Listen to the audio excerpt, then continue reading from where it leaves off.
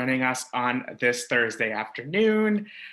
Today, we're going to have kind of a Q&A session with some of the directors on the board, just to get a better understanding of what it means to be on the board, how to get involved.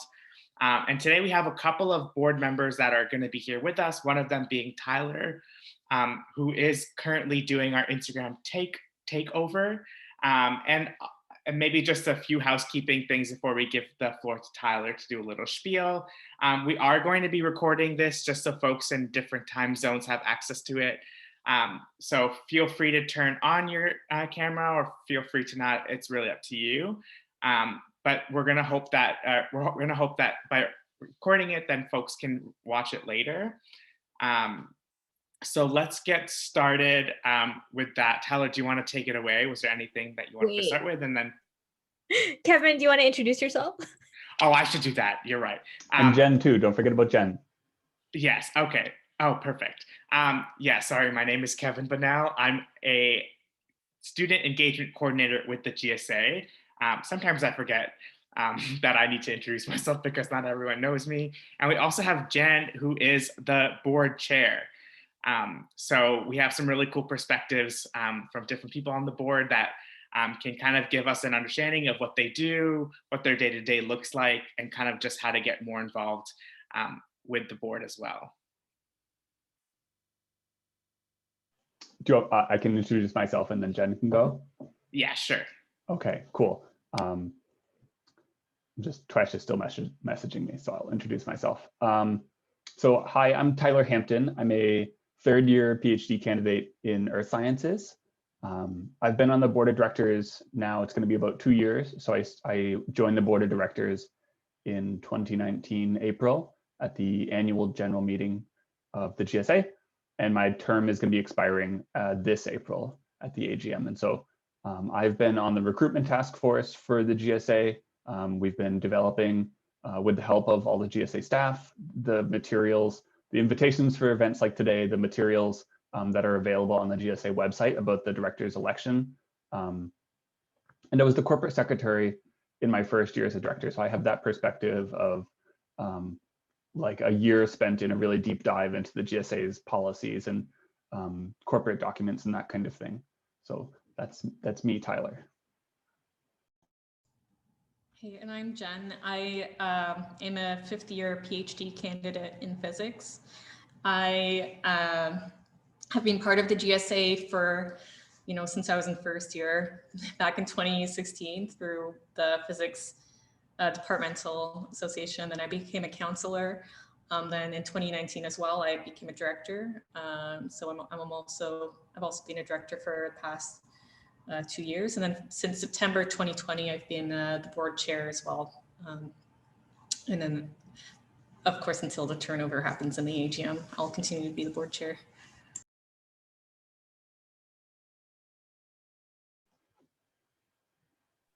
Sorry, I forgot that I have to unmute myself. Perfect. Thanks for sharing, folks. So why don't... That's Twesh. Oh, I was perfect. I think we also have another board member here with us as well. Twesh, can you just rename yourself? Oh, yeah. Yes, well, I'm figuring out how to do that. Yeah, hi everyone. So my name's Twesh. Sorry with the duplicate with Tyler. So I've been on the GSA Board of Directors for around a year now, and I represent like some from the physics department. Yeah, happy to answer any questions and talk a little bit about my experience. Perfect. Okay, cool. So thanks everyone for coming. We'll start off with maybe some general questions, and then we can go into more personal experience questions, and then kind of end with ways that you folks can get involved as well. So maybe for folks here, it would be a good idea to give us an understanding of what the board is and what directors on the board do. Do you want me to take this, Jen, or do you want to? I mean, go ahead. You can let me know if you want my help answering any questions. Sure. Yeah. So Kevin, you're saying what is the board? What does it do? Yeah. So I'll give a preceding just a bit of context before even that about what the GSA board is an understanding of what the GSA is and how it operates. So the really quick answer is that the GSA, most students are interacting with it in the services it provides. So our healthcare plan, our GSA bus pass, the newsletters that go out. But it also has a representational portion to it. And so we have a body that most people are hopefully familiar with too, the council, where you have each department having representative on it. And that council then informs the body, which is the board of directors. The board of directors, unlike the council, is a smaller body. It doesn't have representation kind of allocated to each department. It's a body of about 15 people that govern the more corporate side of the GSA, since we are a not-for-profit organization. But fundamentally, we rely on relationships like our relationships with the staff, so down through the president and then their vice presidents and their staff, as well as the council, which is, again, the kind of feedback body and the representation body. So the board is that governing body, but really the day-to-day interactions with students are coming from the entire executive team, meaning everybody working with the president, as well as through the council. So if you have a department representative, either through a department GSA, like a DGSA, or your or just somebody who has run to represent your department at the GSA council. Every counselor kind of has a unique outreach strategy, but they will be reaching out to folks in the department. So the board mainly interacts with other counselors rather than the population of grad students at the university. In terms of what we do, that governance standpoint is really keeping the large mission of the organization, kind of keeping an eye on that, keeping an eye on status of the executive team and their adherence to certain, we have restrictions as well as the mission. So like restrictions, meaning good governance of the organization, proper vetting of all procedures done under the executive, but also that they adhere to, we have a strategic plan, we have ends of the organization. So what is the GSA meant to do? That's determined by the council. And the GSA board overall is just saying that the executive team and the organization as a whole is moving towards achieving what it's supposed to be doing, following its strategic plan, following the goals that have been set out for the organization. So at that high level, kind of a chef in the kitchen, what's the chef that oversees other chefs? I shouldn't have picked this analogy. The sous chef? The sous chef, yeah. The sous chef. I think that's it. That sounds right. Jen, did you want to add to that? Yeah, so I guess in case people aren't familiar with council, I mean, I guess why join the board maybe is the heart of that question. Well, it is a pretty important role in nonprofit organizations. The directors are the people who are entrusted with keeping members' interests at heart in the organizational decisions. So that's why we elect a board of directors once a year. So that, I mean, I think it would be very impractical to have a general meeting every time we want to make a decision about the organization. So once that happens is the membership would elect those specially empowered volunteers, which are directors, to make decisions in the members' interests.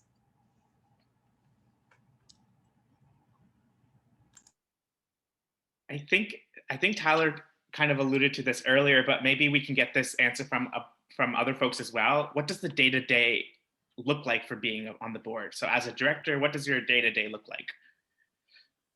Twesh, did you want to shoot an answer for that one? Yeah, sure. So there's basically kind of, I'd say, two kinds of meetings. So there's board meetings and then there's committee meetings. So the board meets usually once a month, maybe sometimes twice when there's a lot of business going on. And most directors will sit on one or two committees.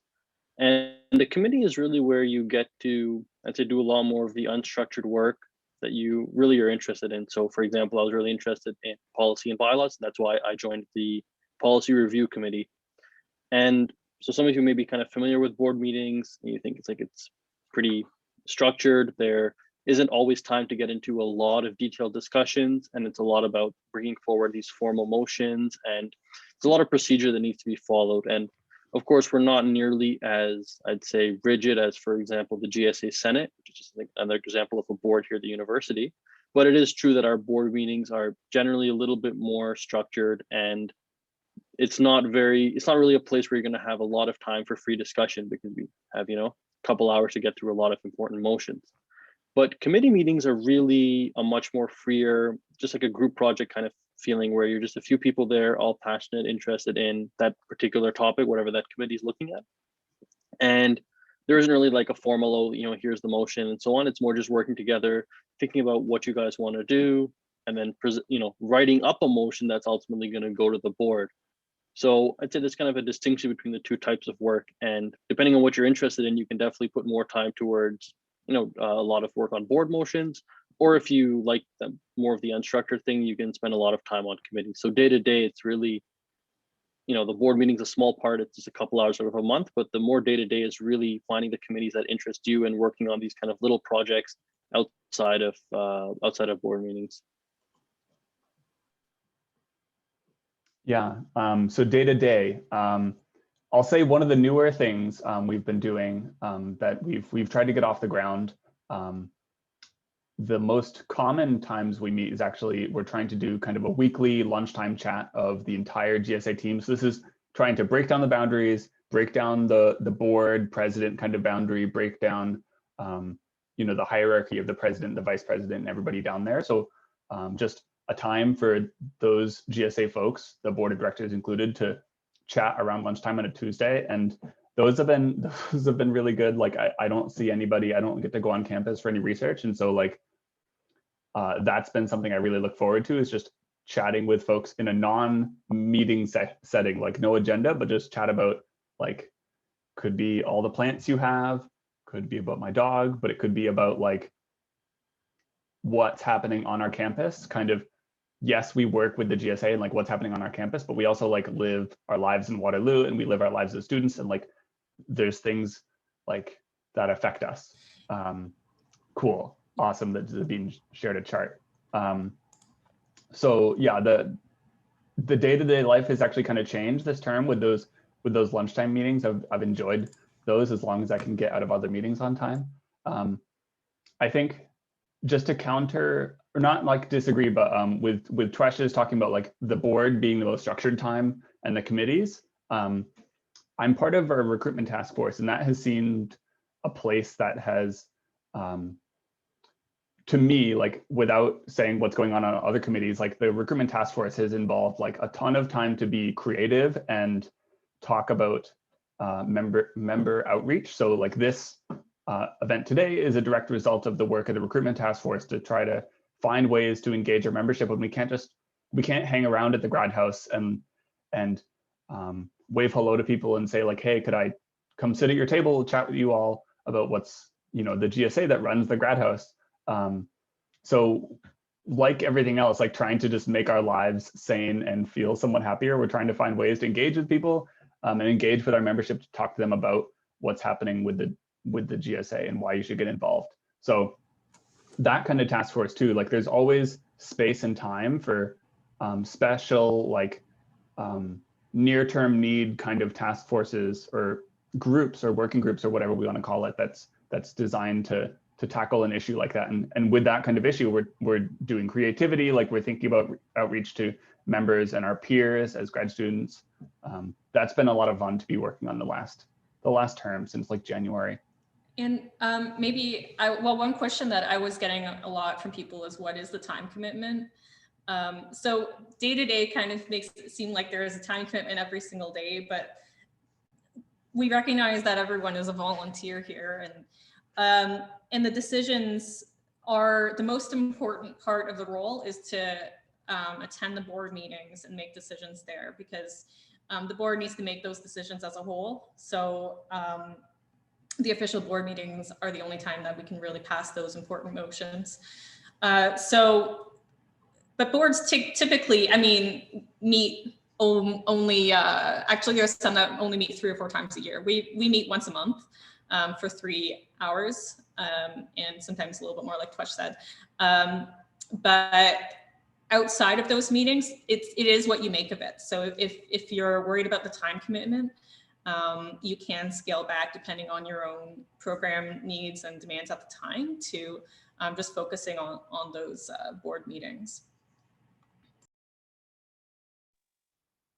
Perfect. That sounds good. So I think some of you have already alluded to this, but maybe it's worth expanding on it a little bit as well. But maybe let's discuss what the role of a board member is to advocate for students, and how does the advocacy process look like, and what are some of the ways that you advocate, and how do you advocate?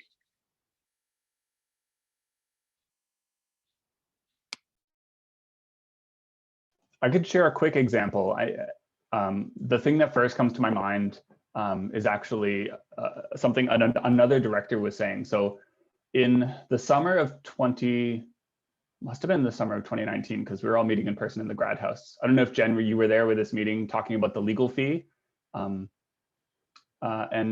so the GSA now offers a legal assistance service that's through Student Care, who is the company that also provides our healthcare, our health and dental care. And we were having this meeting about like the pros and cons of this service, what the kind of, Student Care, the company, had prepared documents that like were promoting this service, and the GSA was kind of considering, do we go through the process of saying this is a great service, we want to offer it to our members, and then members would have a referenda where the members vote to have this kind of service.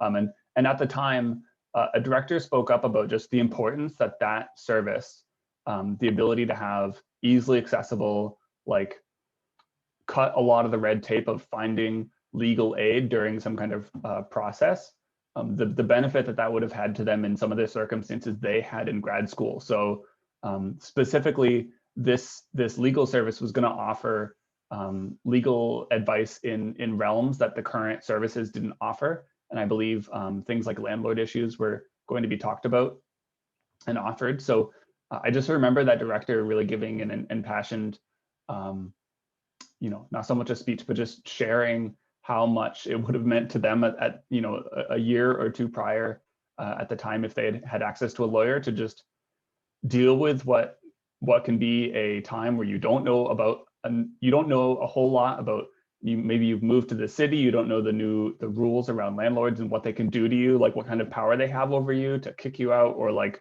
increase your rent or that kind of thing. And having an advocate through a GSA offered service was going to mean a lot to them. So that's a quick answer to your question, Kevin.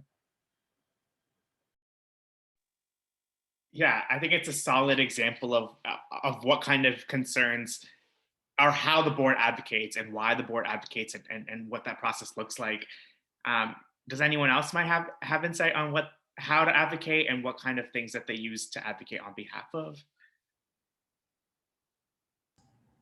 Yeah, so the examples I can think of are also with respect to our services too. So like when we do review any increases in the health and dental plan fee or any increased service that we provide. Like, so a year ago, Empower Me was offered at, I think it was no extra cost to students because of our management of the health and dental plan. We could cover all of those costs, and that's just a whole lot of extra mental health services for students to access.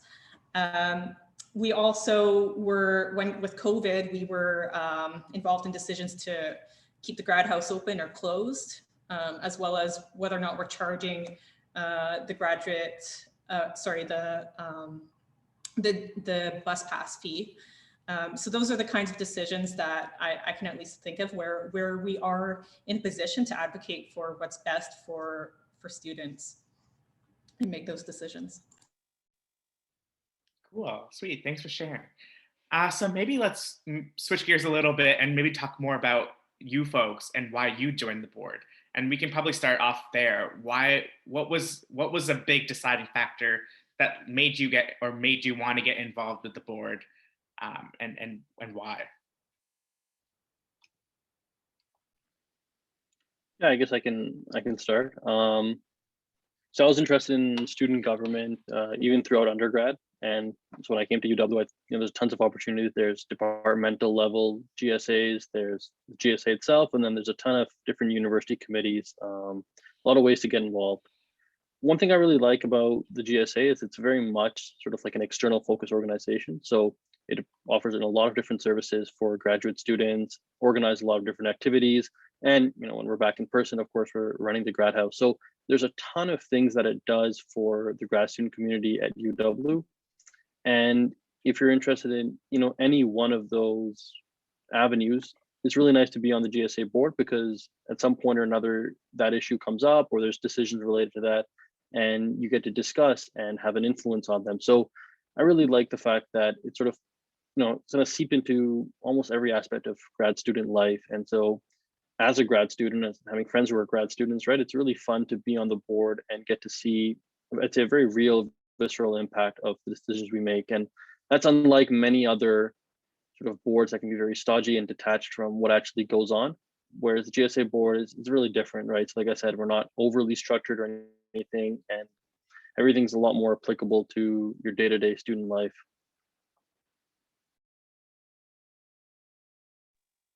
I guess I can go next. So like I said, I have been part of the GSA for a while, and particularly in a counselor role before joining the board. And so I had some idea of getting involved in how the GSA operated. I was interested in transparency and accountability. For the board, and I recognized that to do that, to make changes to how the board operates and how the organization operates in a transparent way, I would need to be a policymaker and get involved in those structures, and that meant being a director. So that's why I joined in particular. So I had, I think the reason I joined the board, it ended up being something that actually didn't come out as like the reality of why I like now being on the board. So the reason I ended up joining the board, I wasn't involved in the GSA before joining the board. I was just finishing my first year. I was new to Waterloo. I didn't do other degrees here. I've noticed Waterloo is a place that like a lot of people might do their bachelor's and then stay here for another degree. Of course, there's also newcomers. Like I'm an international student. I did a master's degree in the States, and there I was involved in our student government, and our student government was doing important work challenging our administration, who at this other institution I was at was really harmful and they had corruption, they had lots of things going on, as well as just bad decisions that were impacting students. And so when I came to Waterloo, I wanted to be a part of an organization that was going to be advocating for students. And what I've found, no administration of a university is perfect, definitely compared to where I came from in terms of like corruption and that kind of bad things. The University of Waterloo is better, but it's not perfect. And it doesn't mean that the university administration doesn't make decisions that can negatively impact students. But what I found since joining the GSA board is actually that the GSA has so much more power than any other student government I've been a part of or seen to directly provide services that then benefit students. We're not negotiating with the university on like the university providing services to students. They provide many services to students, but we can also provide many of them directly. So like I talked about before, like we instituted a new legal service, which comes with a small fee, but then opens up really broad resources to students. We added mental health resources. I think, Jen, you mentioned the Empower Me.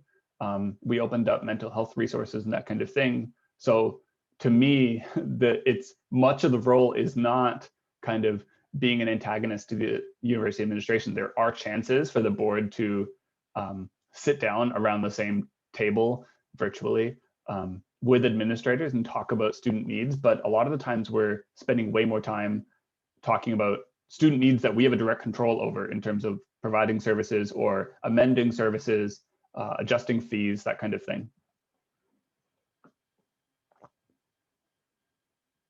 Perfect. So I realize I've been asking a lot of questions. Does anyone in our audience have any questions, comments, concerns, things that they want to clarify?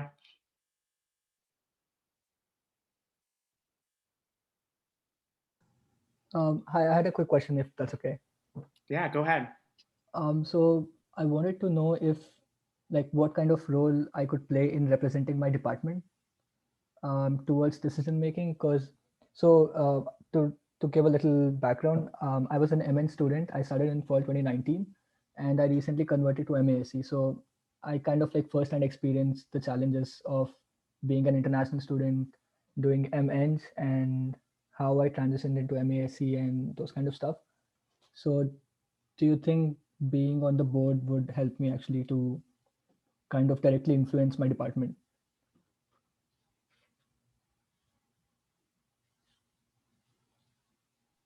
Jen, do you want to tackle this one?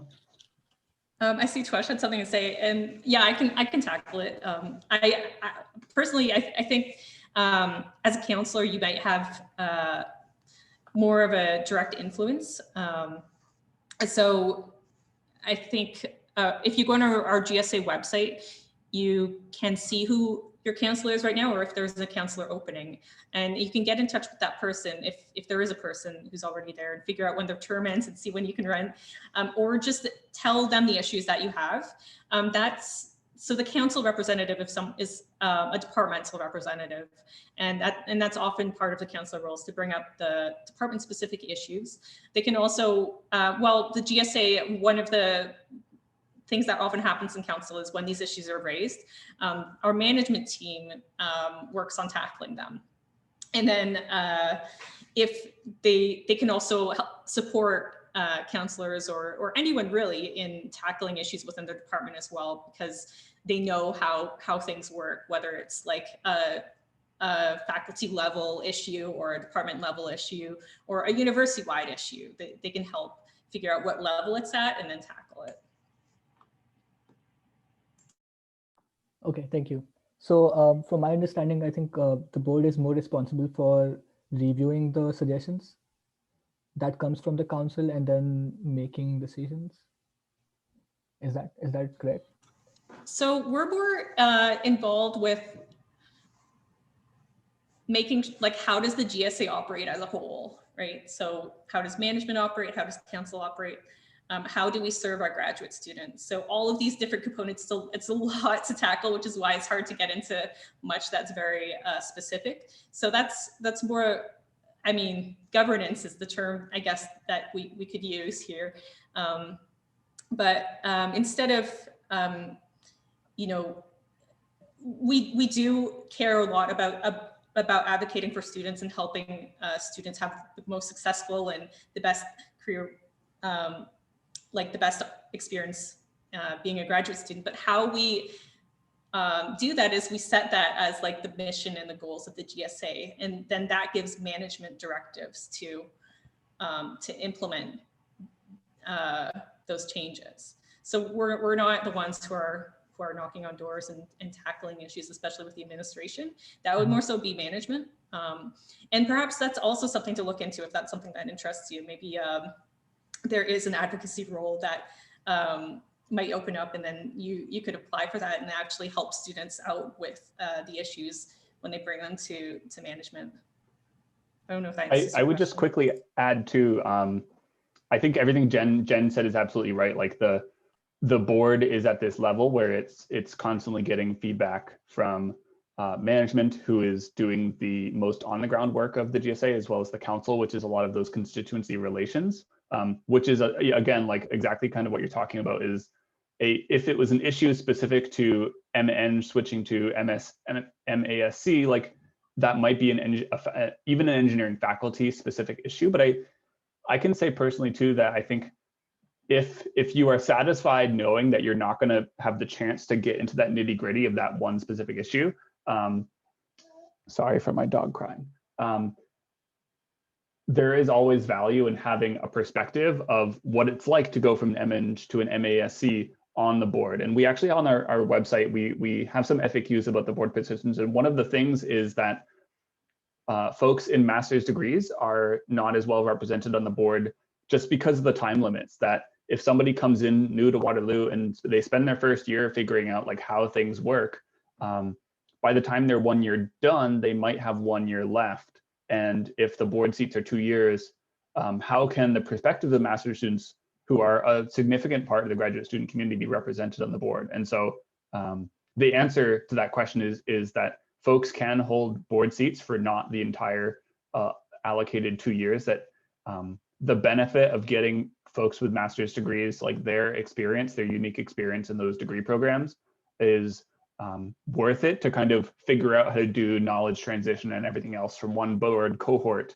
to the next, keeping that knowledge retained. Okay, thank you so much. Perfect. Thanks for sharing. So maybe I'll ask another question and then offer it up to the audience again. So how does the board, how are you folks aiming to address and advocate for equity?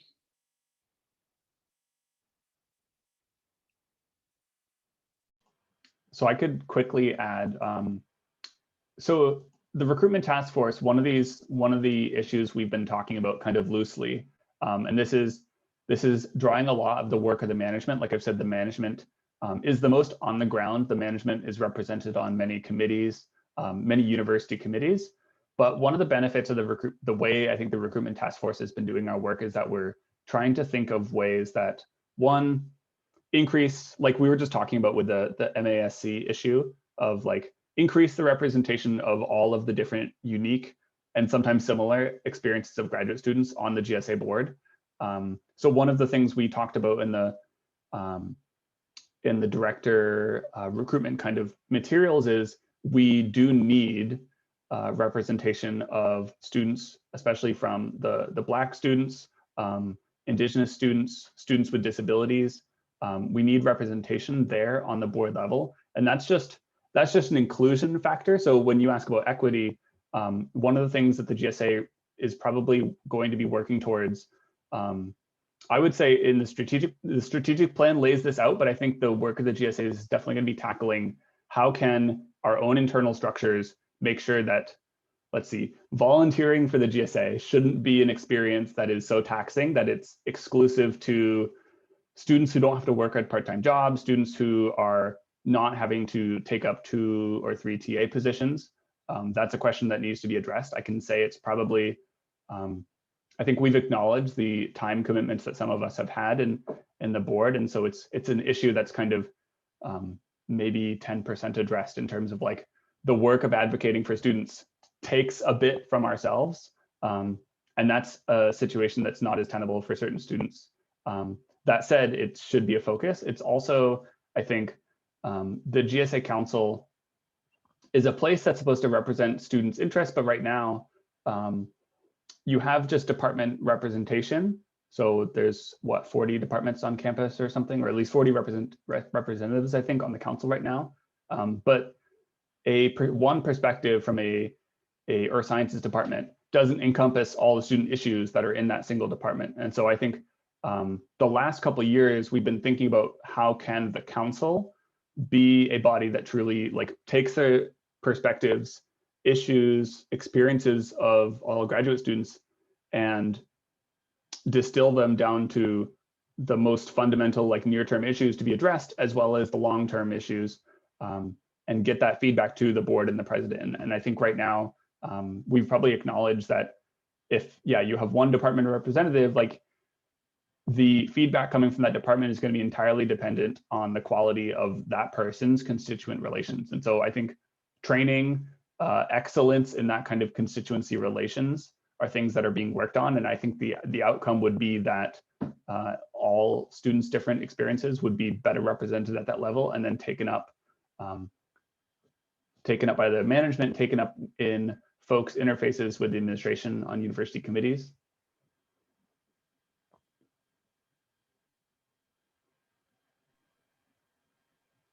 Cool. I think before I ask that last question, I think someone had their hand raised. I think it was Ashley. Did you have a question that you wanted to ask? I didn't mean to put you on the spot, but I wanted to make sure that you had a chance to ask the question. Oh, no, it's perfectly fine. Thank you. Thank you already, everyone, for all your amazing thoughts and feedback. It's been extremely informative. I did have 2 kind of practical questions. I will admit that possibly you may have answered it. I had a bit of a connection issue, so if it's repeating yourselves, I apologize in advance. The first thing is, what exactly are the requirements or to apply? So like, what is like the basic things that you need to have before you can actually qualify to apply? And the second thing is, I saw in the email that you sent out that we need to submit kind of like I don't, using the words from my previous university, kind of like a manifesto or so, or reasons why you think you'd like to join. But I think my question is, what are the practical steps thereafter if you are actually interested in going forward with that? Yeah. That's a super question. So the answer to requirements to be on the board are essentially just being a graduate student at the University of Waterloo. I believe there are some specific but really rare circumstances that would make someone not eligible, but I think in the vast majority of students that would probably not apply. For instance, I'm an international student. International students are eligible even though you're on a board of directors of an Ontario incorporated not-for-profit corporation. International students are eligible, pretty much just being a student. And in terms of the process, the website that Zabine shared in the chat most recently, it has a description of the position, and then essentially the way to say you're interested in this position is just to submit a nomination form. We have a PDF of it on the website, and you just need 5 endorsements from students who are going to fill in their name, their student ID number, and their signature. And the student ID number is just going to the GSA to confirm that those 5 people are students. And that gets sent to the chief returning officer of the GSA. And once you've submitted that form, you are essentially in the election.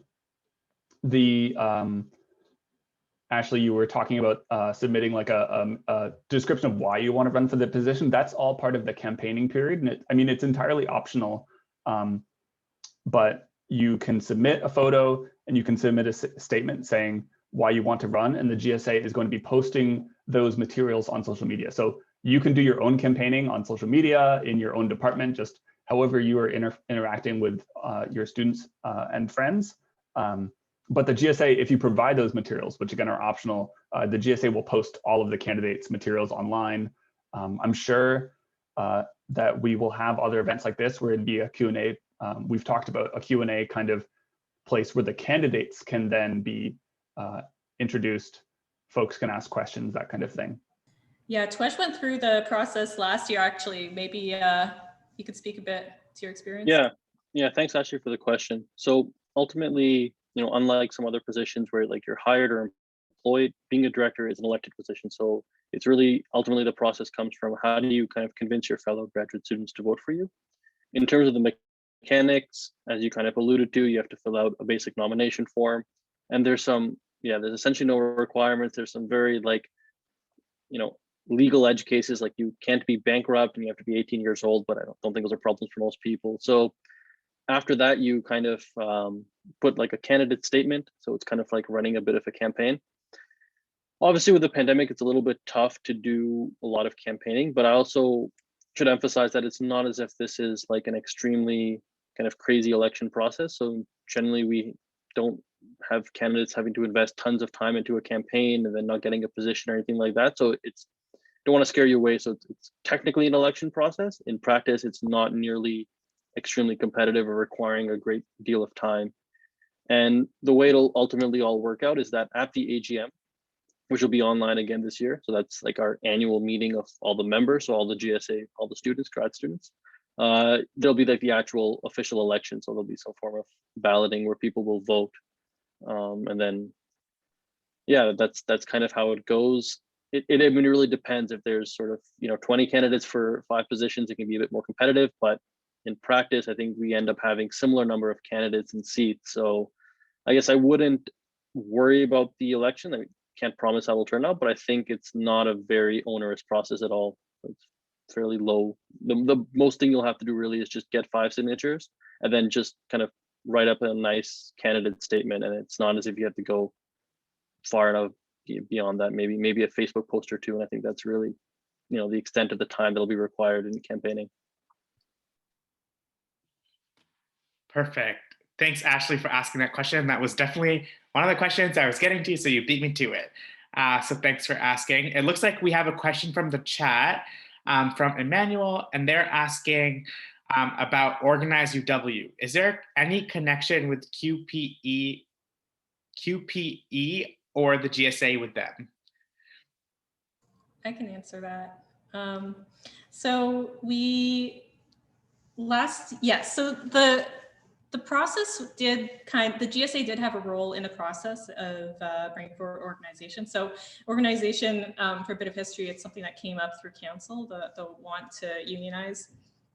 And it's something that was brought forward as a question in council. So last year, council voted on a political position that supported unionization as a means to achieve our GSA ends, which are like, you know, fair compensation for students and good, like fair working conditions and equitable working conditions as well. So those are all part of our political positions, which are points of advocacy, and council has a role in okay, Amir, in putting those points of advocacy forward. So that's the short answer. The long, but in terms of how it's going right now, we are separate organizations. So with separate mandates. Organize-UW is currently not an organization, but they're affiliated with QP, which is an organization. They're the ones who are supporting Organize-UW. So it won't be an official organization, I think, until they actually unionize. So right now there's a campaign going on. If they get enough signatures, then that would lead to a vote. And if that vote passes, then we would have a union, which would be separate from the GSA, but obviously it would be an important stakeholder to discuss, well, to coordinate with, and the GSA, especially the GSA board, would play it currently plays a role in interfacing, like in communications between the two organizations, making sure that our mutual interests are supported. And I just wanted to add, so with I think that's a really good summary of the board end of things. And Jen, in terms of the council end of things, the Organize-UW has presented several times like updates on how their campaign is going, what their events are and that kind of thing at the GSA council meetings. So in addition to the linkage Jen just described, in like the board assessing that the Organize-UW is also working towards similar goals as the GSA at large, there's also that kind of direct linkage of Organize-UW members coming to council, presenting how things are going, telling folks what they should share with their constituents, like upcoming events and that kind of thing. So the linkage is definitely, it's a linkage. They just aren't the same. We just aren't the same organization.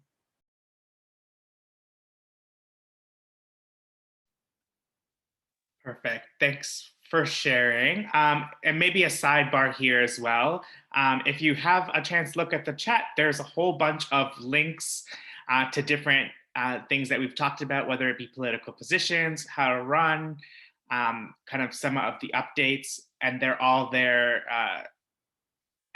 for your reference. So feel free to kind of look there and see if there's any links out there that might be relevant to you. I think, did anyone else have any questions, comments, concerns? Oh, Amir? Hello, everyone. I'm Amir. I'm a third-year student, a PhD student from physics department. I have one question, and it's regard with actually two questions. One of them is that what I understood from your talk is that the board of directors is actually a non-executive role. It's not directly involved in different part of the university. The management part is involved. And my question now is that how the board can change the policy within the university, and how much you see yourself successful so far in changing the policies, the university-wide policies, and how, if I want to join the board, can I change any policy, for example, increasing the TA rate or planning for increasing the rate over a 5 years period, something like that? Can I do that with the help of within the GSA and then propose it, for example, to university? Yeah, that's a really good question. So we're not management, but we're management's boss. So we do tell management what to do. And if there's a particular review that we think should happen, we could give that feedback to management. We could make it, we monitor management's account. Like, so we could say, we think, like we do say, actually, you know, management is in charge of executing our political positions and making progress towards that. And so they're the ones who are doing the advocacy, which is great because it's a bit of a time saver for us, because it's a lot of work to go on all of these committees and interface with the various stakeholders like University of Waterloo. So that work, and if you are interested in that, there are openings in committees as well. So it might be great to also talk to management.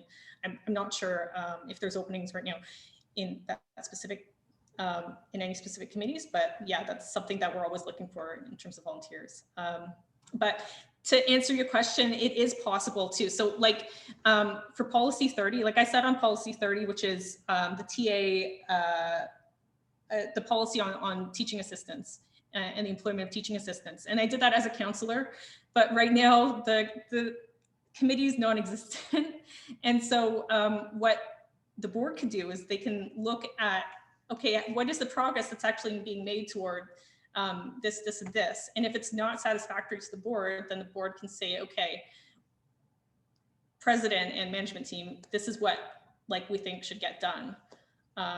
And so we more have a role in monitoring things and directing the president as a whole board to represent graduate students' interests.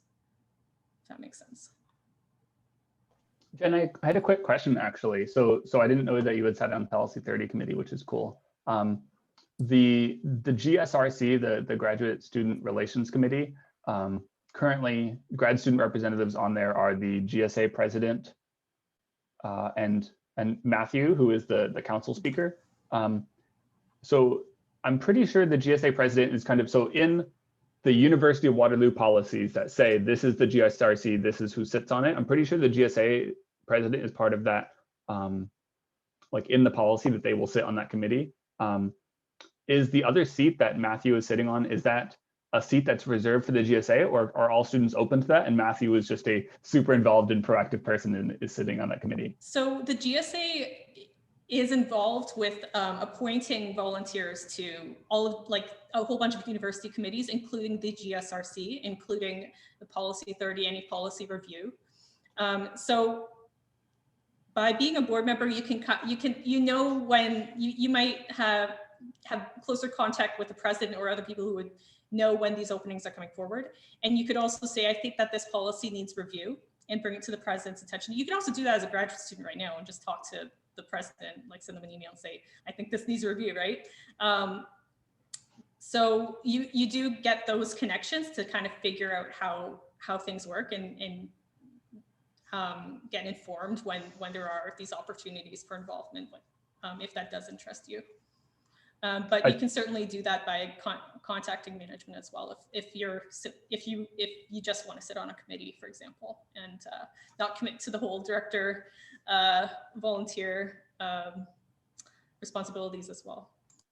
Yeah, I think Jen, it's a good point that like the way that graduate students interface with the university policies, like the GSA has a role in it, but it is highly distributed. Like there's grad students who are sitting on various committees on university policies, on different kind of university initiatives that might not be board members, that might not be even council members, but the GSA maintains connections to those folks to say, how is your work going? Do you need additional support? Do you need materials on explaining the various GSA political positions that we're trying to advance through this committee, that committee, the other committee? So I think that means that there's lots of opportunities for graduate students who aren't devoting their time to a council or board position to make meaningful impact on those committees.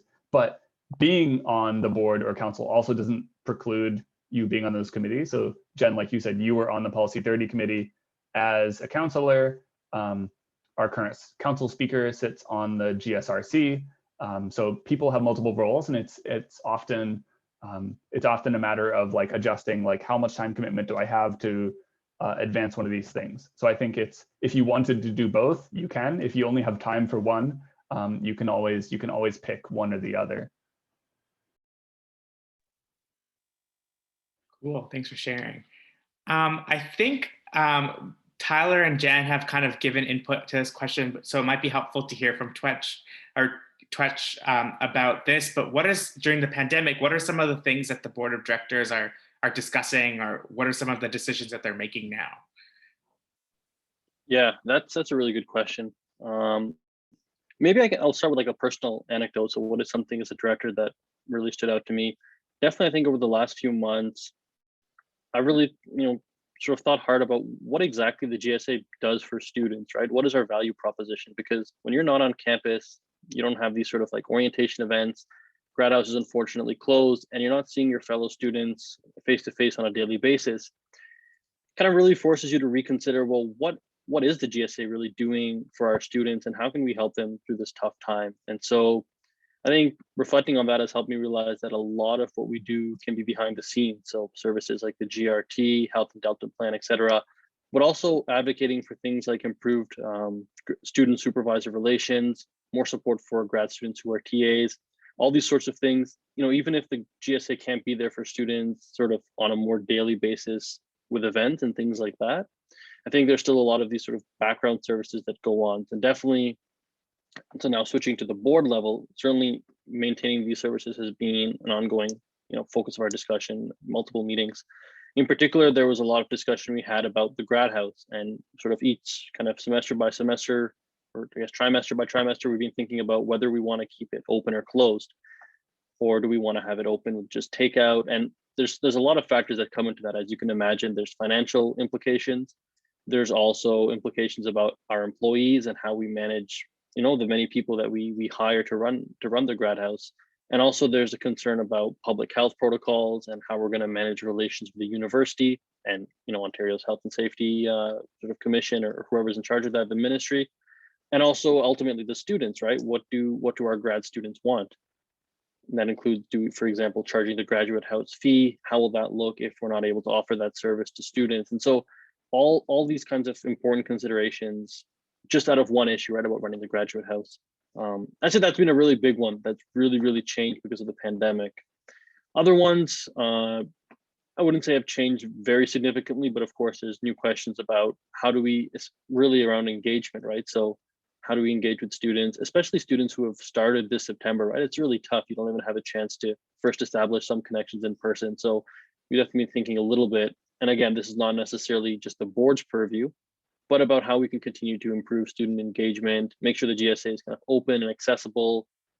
For example, make sure our bylaws and policies are all relatively readable and doesn't seem like this big wall of text on our website. So these are kinds of the things I would say that the board has been working on over, pandemic specific.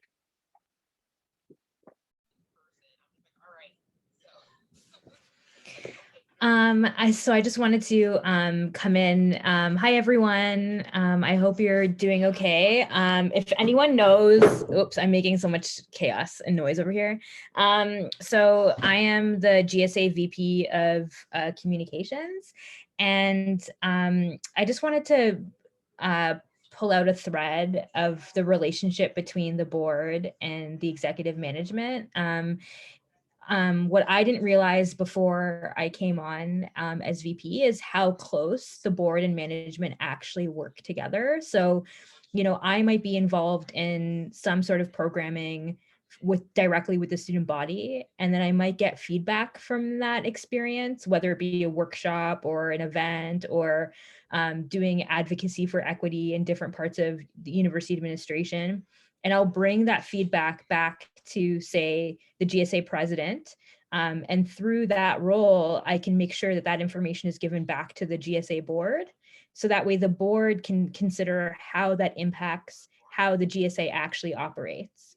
So the line of communication is very close, and these conversations happen frequently, whether it's through the formal channels of the GSA president, but also the informal spaces where we get to socially hang out virtually. And I think that is really impactful. So in terms of your level of engagement, yeah, you might not be meeting every day, but your voice and your experience with the policies on the board really help us as the executive team think about how that executes programming as well.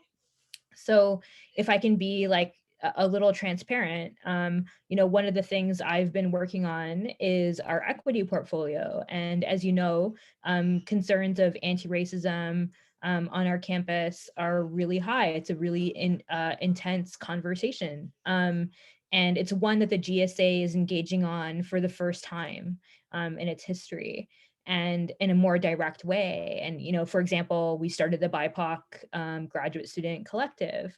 So the feedback from that has really been like, well, what is the GSA doing internally in its governance structure to ensure that representation is not just on the executive team and not just on these student committees, but internal to the decision-making process.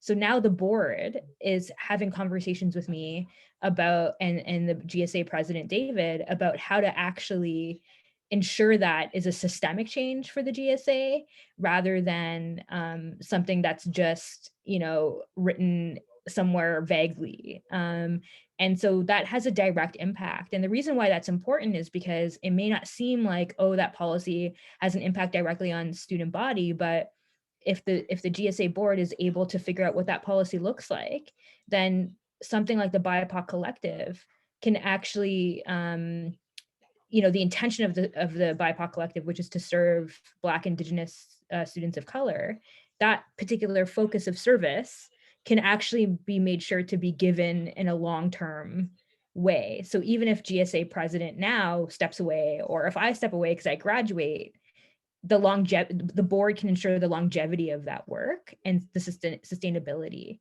So the reason why I say that is because your time in the board, whether you're a master's student, if it's short, or if you're doing a full 2-year term, you actually have an impact, not just on the student body now, but how the GSA forms itself in 5 and 10 years from now, and the ability it has to take on new conversations as the political climate changes, as the purpose of the university changes with COVID-19 and things like that. So I just wanted to tease that out a little bit in a more practical way to say that I feel like I'm directly working with the board, even though that's not technically like in my job description, by way of the president and the board's willingness to engage in these conversations. So the board actually has a significant impact on the work I get to do and the programming that we get to offer students. So it's just a different step to it. Your face may not be on the front end like mine is, but your concerns as a board come through the work that we do as an exec. I hope that makes that a little bit more clear. Cool. Yeah, actually, that's a really good point, because even as a director, even if the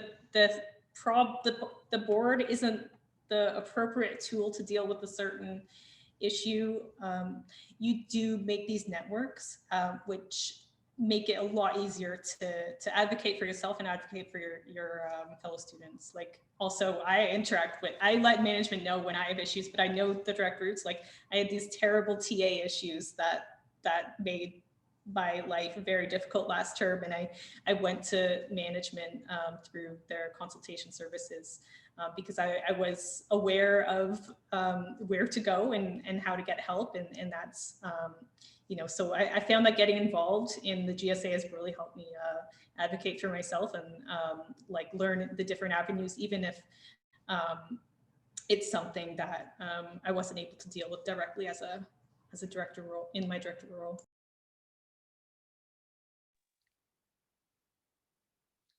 I think that highlights a very important part of the GSA's work, is that you can see some of the implications in your daily student life. And I know someone mentioned that earlier, but the GSA and the board of directors, they're all interconnected systems that are wanting to best represent graduate students and doing so through different avenues. that you might see that are relevant in your day-to-day experience. So if there's something that you are passionate about that is affecting your experience, there's multiple avenues that by getting involved that you could advocate for some of those experiences as well. Did other folks have some questions, concerns that they wanted to address as well? Yeah, Tyler. I'll just quickly, Twesh talked about the grad house, and it's something that definitely has been before the board quite a lot with COVID.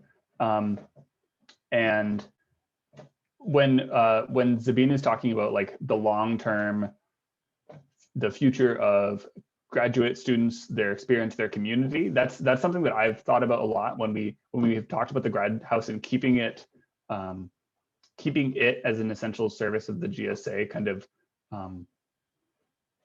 keeping it afloat, keeping it preserved, and keeping as a service that once the pandemic is over, or at least slightly less terrible this summer, maybe, like we did last summer. It gets like with the pandemic and everything online, like it sometimes we don't underscore how important something like the grad house is for a grad student community. Like I know my department, our building is pretty close to the grad house, and we would go there all the time, just socializing, having a place to interact with other grad students in my department. So it meant a lot to me as just a person trying to like have friends and colleagues that I interact with more regularly. And so that's, I think, one of those long-term impacts that Sabine is talking about too, is like, if we put in the work to preserve the grad house, it will be there as a functioning place that has high quality staff, high quality, amazing food and beverages, if you are so inclined, to have grad community once the pandemic is over and grad life goes to maybe a new normal, a different normal than was before. But I hope like community is going to be important. Like community is going to be important for all the other issues that grads are trying to tackle right now on campus. And I mean, we've spent a lot of time like having online board meetings. So we meet over Zoom just like we are now. And we try really hard to like make, I mean, that effort is on Jen a lot, to make sure the board feels like a community that not only is just like sitting in meetings that like sometimes there's motions and we follow Robert's rules and like that kind of thing, but is actually a community of students that care about bettering the graduate student experience, care about their colleagues and friends who are on the GSA and who aren't on the GSA and having a community with them, and care about like building a community entirely around that. And that includes, like Sabine said, like breaking away those barriers between the board, the executive, the council, and any other graduate students that care about bettering their experience and bettering others' experiences. So I feel like that community, like I miss it more and more now, like coming out of winter, I'm like, I want to be outside, I want to hang out with people, but we work really hard to keep that going because it's important to just the work we do.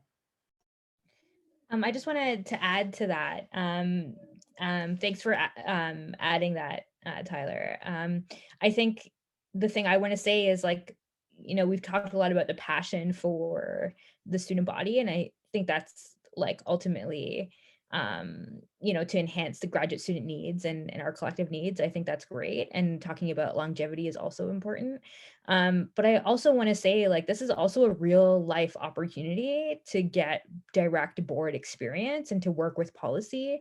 So if that's a skill you want to develop, this is a great way to do that. And I say that because when you leave the university, and even if you're becoming, you know, a chair of, whether you're doing something academic, like becoming a chair of a department or a dean of students, or you are looking at an alternative non-academic job or something like that, like this experience, putting this on your CV and thinking about these long-term projects, the legacy you leave behind is also the legacy you get to claim and say, I shaped that. And so when you're applying, so there's a bit of an opportunistic opportunity here. And I think students should take that when they come onto the board and say, hey, like I actually worked for a high level, not-for-profit, or and worked on a board and had real board experience. So that's significant because, you know, what if you decide to work for a board for an arts organization, or in the city count, maybe you want to be on the board for the region or something like that. This experience, one, will give you the network to do that and get you involved in those conversations, but then also the skill set to say that you've had that, because this is not just a student government, it's real impact, and these are real policies. So I just wanted to make sure that that wasn't missed, that that's actually underlined and bolded and emphasized with all the red we possibly could.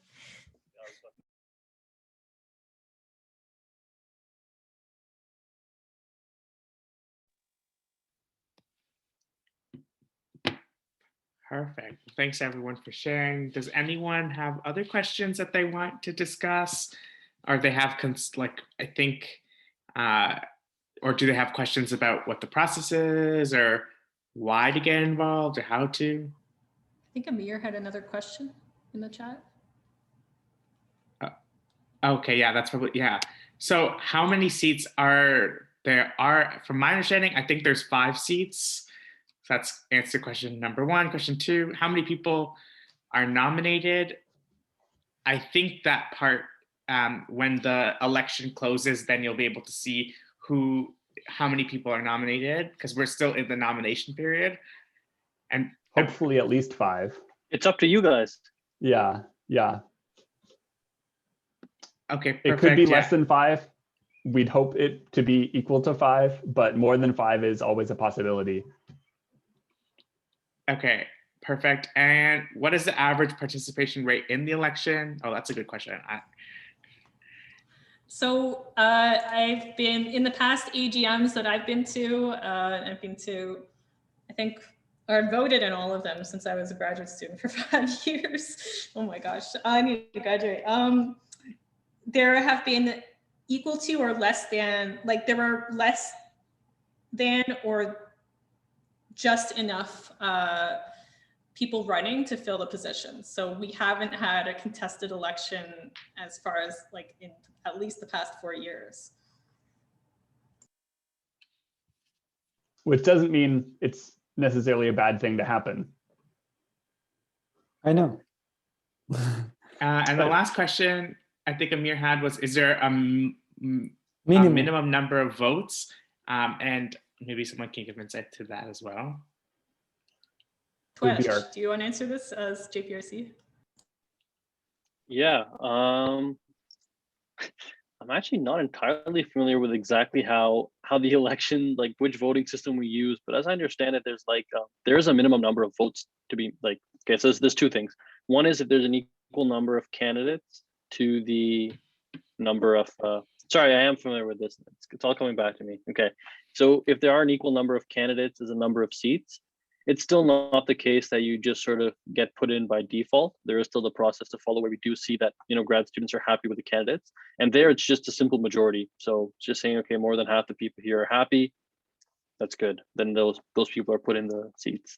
If there's more candidates than seats, then it becomes sort of like an election where it's like, well, which candidate will sort of fill the seat? And then it becomes a question of who gets the most votes. They get the first seat, and then that kind of process repeats for the remaining seats. So there's like a minimum threshold, even if there's equal numbers or fewer candidates and seats. But if there's more, then it's a bit more for competitive election. But and the number of votes here is all with reference to how many people are at the AGM. So if there's 100 people, half is 50. If it's 200, it's 100, and so on.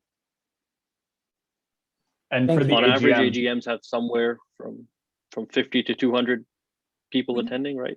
We need at least 50 for on the order of, including proxy votes, so online votes. Yeah. But I think so we had our AGM last August. It was really well attended compared to our in-person 2019 AGM. Wasn't there like 150? Was there 150 people at the AGM? I think including proxy votes. You were the corporate secretary for that, so I think you were counting. I remember being impressed by the number, but I don't remember the number.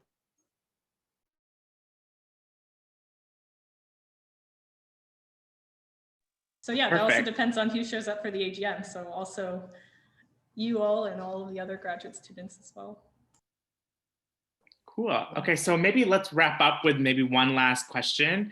And let's go with what is, for maybe our board members, what is one key takeaway from this session that you want folks to have when they go into the next phase of the process? Kevin, before we get to the concluding remarks, I see Yashay raised his hand. I don't know if he has a question. Yeah, I noticed that as soon as I finished my question. Yeah, I just had a clarification. So the votings are to be, so the voting takes place during the AGM, is that correct? So the campaigning that goes on, I need to inform my peers that they attend the AGM and vote for me? Or, okay. Okay, thank you. Or they can fill out a proxy form. If they're unable to attend, maybe they have a time conflict, they can fill out a form before the AGM and make sure that their vote is recorded. Okay, okay, thank you. Yeah, so check out the link Sabine shared most recently. So that's the page that's talking about folks getting nominated. Once nominations are over, that webpage is going to be revamped to talk about how to vote for directors at the AGM. There will also be an AGM 2021 website, and the two will be linked to each other. So like Jennifer was saying, yeah, voting will, it will be possible to submit a vote via proxy a couple of days before the AGM. So as long as you tell them to submit by the AGM or by the beginning of the AGM, that's the key. And that date and time is on there as April 8th at 4 p.m. And I think voting probably has to be done by April 8th at 12 p.m. And that's what it says on the website. Awesome. There is already an AGM meeting set up. Sabine posted it in the chat. And maybe it's also good to mention that we will have an info session about how to vote. So just stay tuned to our socials and your email just to make sure that that's something that you don't miss out on. Okay, awesome. Thank you. Perfect. So I could take a shot at your question. I still remember it. Perfect. Yeah. Yeah. So to double check, it's why run for the board, like based on everything we've kind of talked about, like if there's a single thing to take away from the session. Yeah.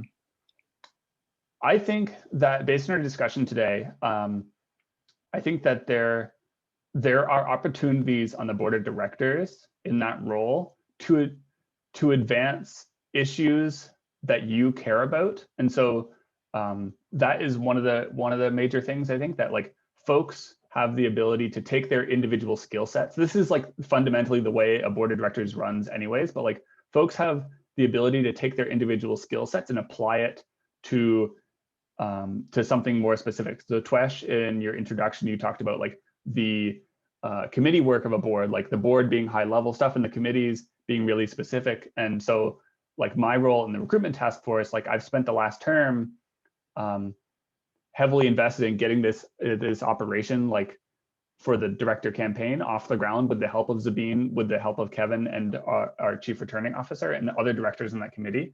And that's something I care about in my role as corporate secretary. I cared about getting information like retained. And so I wrote with the help of other directors, a director handbook. So that was something I cared about, was kind of working on the institutional memory of the GSA, getting more folks involved in this process, more directors involved, more directors from diverse backgrounds. And so that's just one example of like issues that I cared about, spending probably a larger proportion of my time as a director on those kind of issues. And I think there's opportunities, just like we talked about Sabine, the interfaces between directors and staff are not as hard and rigid as just like the president side of things and the board side of things. There are ways for those collaborations to happen. And so I think there's a lot that like you can take the director role and make it what you want. I think the other thing we haven't talked about much today, I've tried to like give credit as much as I can to the other directors serving on the recruitment task force, that all of the work there. And I think teamwork is one of the things that we haven't talked so much about, that like each committee has 3 to 5 directors on it. Sometimes like the recruitment task force, we have staff on it, or I think the executive manager sometimes sits on certain committees. There's other partners, stakeholders, the university that get involved. And Those are always opportunities to like build community with folks, like sit on committees and like spend a couple hours with folks that care about graduate students, but also like work really hard together and like produce really meaningful products in ways that like you're all building off of each other. So I think like the benefit of teamwork in the GSA is something we didn't talk about today, and it's a really fun and enjoyable part. Like I wouldn't enjoy the work of the GSA if it wasn't for like working with cool and fun people. Working to advance student issues can be like a hard and thankless work unless you're working with cool people that like you build each other up, you encourage each other to keep working and like produce things on time when we have deadlines and that kind of thing.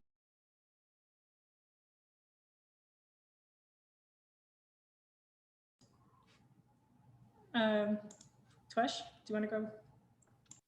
Yeah. I'm going to steal a little bit of what Zabine said.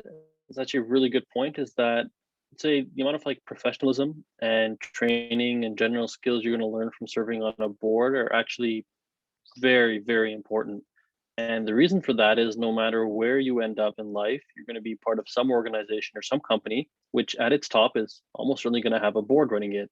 And so, you know, the amount, I guess, that I understand now about why, for example, GSA services are the way they are, or about why the university is the way it is, and about why sometimes it's really hard to implement change, and about, you know, things that seem simple to us as students seem so convoluted when they ride all the way up to the admin level. I understand better because I've served on boards now, both university and the GSA, and I understand, okay, well, this is how decisions are made. And that helps me because it's like, well, when I feel really passionate about this issue, this is how I can try to affect that change. And it's not just going to be, you know, complaining about it or doing something as simple as you would hope when there's no organization, when it's just you and a friend or when it's a small team, but it'll be a little bit more involved. You have to get, you know, more buy-in from different people. You have to think about what are the stakeholders, what's the process, what are the relevant bylaws, policies, and, you know, it seems really overwhelming. But by being a board member, you start to kind of, you know, peer inside the cracks of this kind of black box of how everything works. So, totally stealing Zabine's idea there, but it's really a great learning opportunity, and one that I think will benefit you both as a student. You'll understand better what's going on, and you'll affect your student life. But more generally, wherever you end up, it's really invaluable training. Yeah, I'll be quick because I know it's time to wrap up, but just to summarize too, what everyone said. So it's, you build your network, not just within your department, but across people who are doing completely different things all across the university, which enriches your experience and learning from each other as well. You build your leadership skills, and like Twesh said, I mean, he said it better. I was trying to think about how to say it, but that Twesh said it perfectly about learning how organizations work. And you're able to make a difference to graduate student life. Like, I'm so proud to tell people like about certain decisions that we made about the health and dental plan when it does come up, or like, or the GRT contract, or like be able to tell people why we decided to close the grad house or things like that. So I find that it's been a very rewarding experience, and I encourage anyone who's interested to get involved too. Perfect. Well, thanks everyone for joining today. If there are questions that are proceeding, don't hesitate to reach out to any one of us, or go to the website, because all our information is there. Our contact information will be there as well. But that's all the time we have for today. So hopefully folks learned a lot. Hopefully folks are more interested in running for a position on the board more than ever. And I think we can end it off there. Thanks so much for joining us today. Good luck.